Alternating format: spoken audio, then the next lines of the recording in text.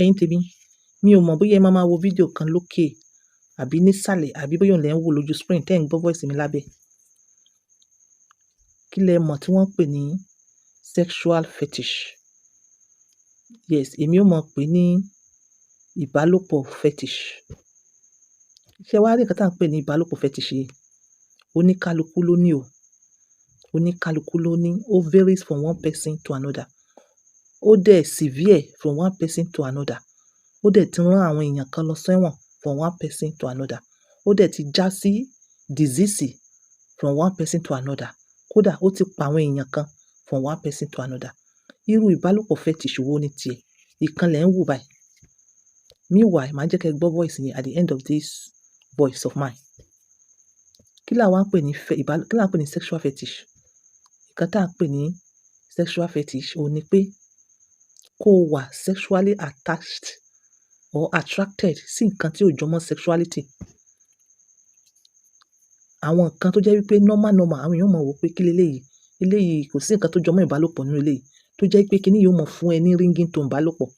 Ó mọ̀ fún ẹ pé kó ṣáà bóyá bó ṣe rí ẹni yẹn o kó ṣáà ní nǹkan kan papọ̀ pẹ̀lú èèyàn náà. Irú àwọn tó máa ń fẹ́ ní nǹkan papọ̀ pẹ̀lú nìyẹn. Or irú bí tó máa ti fẹ́ ní nǹkan kan papọ̀ nìyẹn. Àbí irú nǹkan tó ṣáà máa ń wù ẹ́ láti ṣáà ṣe nǹkan tó jọmọ́ ìbálòpọ̀ pẹ̀lú nìyẹn. Mo believe pé you understand nǹkan tí mo ń sọ. Kò séyàn tó ni. Like ẹ bèèrè mi léèrè pé Hajiya, èwo ń tiẹ̀? Ìgbà tí mo fẹ́ ṣe program yìí, òun ni mo wá ro one or two things. The only thing tí mo kàn rò ni pé èmi like òjò. I like òjò. I like òjò. Mo like òórùn òjò. But kò necessary pé ó gbọdọ̀ lead sí ìbálòpọ̀. But mo ṣáà like time òjò. Tí òjò bá ń rọ̀, tó bá súnmọ́ time tí mo relax, yes, inú mi máa ń dùn pé okay o, bóyá ìbálòpọ̀ lè ṣẹlẹ̀. Ṣé ẹ mọ̀ pé ó tún jọmọ́ fetish nìyẹn? But ṣé irú fetish eléyìí is minimal and which is normal. Eléyìí ò lè kó bá yàn.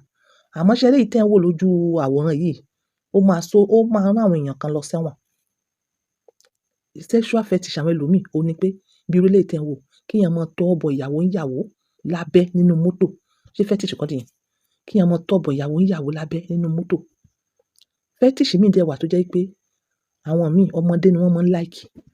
Àwọn míì dẹ̀ wà, fetish míì wà, gender àwọn ọkùnrin sọ́kùnrin or obìnrin sóbìnrin wọ́n máa ń like.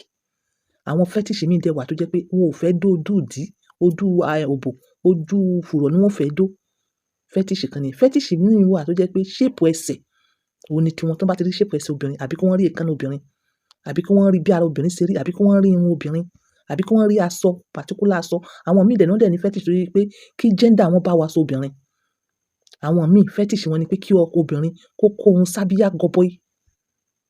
Oríṣiríṣi. Àwọn míì dẹ̀ wà, òun ni pé kí wọ́n mọ àwọn ọ̀gá wọn yẹn, wọ́n ti ṣe ẹní èjì, ó ti ń dùn mọ́ wọn. Kán mọ mú àwọn ọmọṣẹ́ wọn, kán mọ bá wọn sùn lórí table nínú ọ́fíìsì. Àwọn míì wà, fetish wọn ni pé tí wọ́n bá ti ń travel, kán mọ lẹ̀dí mọ́ àwọn obìnrin olóbìnrin nínú mọ́tò lálẹ́. Fetish àwọn ẹlòmíì go as far as kán mọ bóbìnrin tí wọn ò mọ̀ rí, kán mọ bá sùn. Fetish àwọn ẹlòmíì ni pé obìnrin stranger tí wọn ò rí rí. Fetish àwọn ẹlòmíì kán mọ lu gànà, kán mọ bóbìnrin sùn nínú gànà. Fetish àwọn ẹlòmíì ni kán lọ ra bèbí, kí wọ́n fọ́ọ̀mù hole sí, kán mọ tí bọbẹ̀. Fetish àwọn ẹlòmíì ni pé kí wọ́n lu ògiri ilé, kán mọ tí kó wọn bọbẹ̀. Àwọn obìnrin náà ò gbẹ́yìn o. Fetish àwọn obìnrin míì kí wọ́n jókòó tó ọkùnrin. Yes, ó ń ṣẹlẹ̀ these days. Àwọn èèyàn dẹ̀ ń sọ. Èèyàn kan sọ wípé àbí à ń create content ni. Kò sí content tí n bá ṣe lórí platform yìí. Real experiences. Wọ́n ní experience is the best teacher. Mo fi experience mi, mo fi sọ ti fetish arákùnrin kan.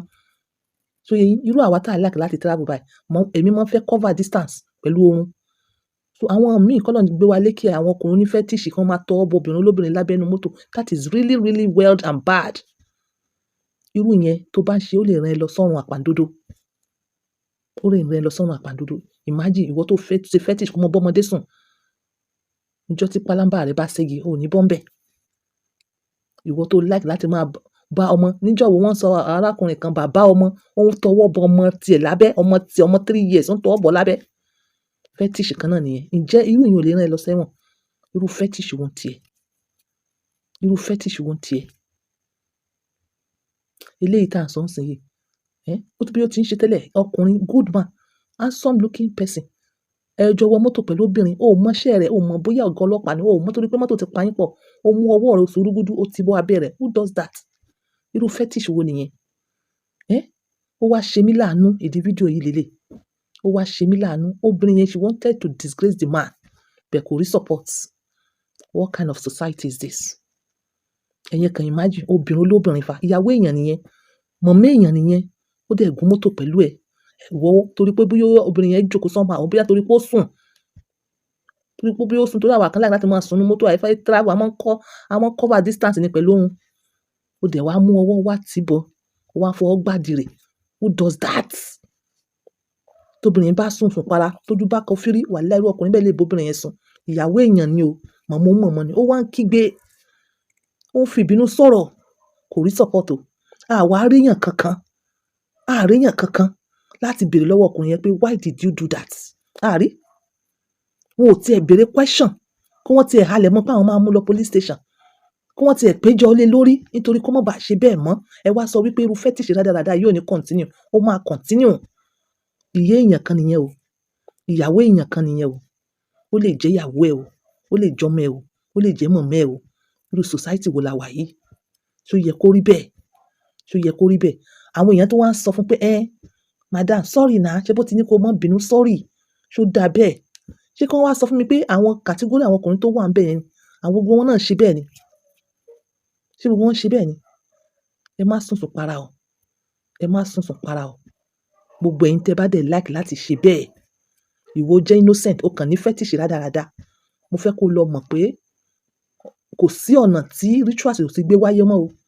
Kò sí ọ̀nà tí wọn kì í fi gbé gbà sí rituals o. Ó lè jẹ́ pé àtọ̀ orí ìrìn. Kó mọ rántí pé nothing goes for free o. Nothing goes for free.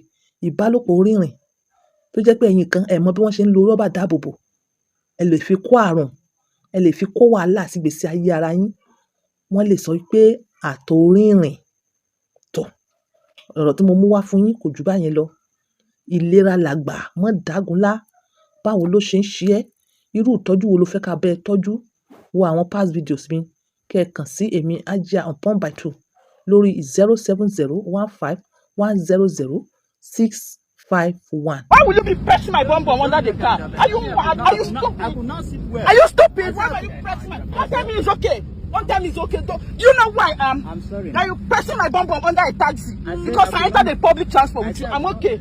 I said I could not know that. You did not know what? I'm sorry, my dear. You put your hand under. You were pressing my ass. Are you mad? I'm sorry, please. Don't be offended. Please. You're sorry what? As if you did not know. It's when you told him to come that I noticed that his hand was under my bum.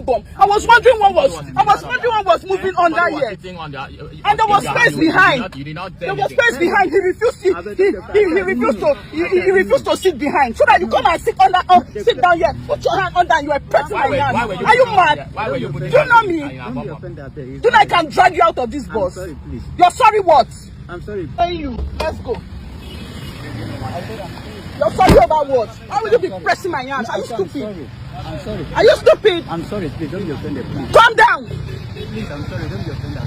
I beg. You sit down. There was space behind. No, he refused to sit behind. He came and sat down in front. Something they crossed my hands under. I was wondering what was touching my hands. So the driver now said, go down behind. When he came down, I noticed that his hand was under my bum, pressing my bum. Are you a fool? I can slap you now. Sorry.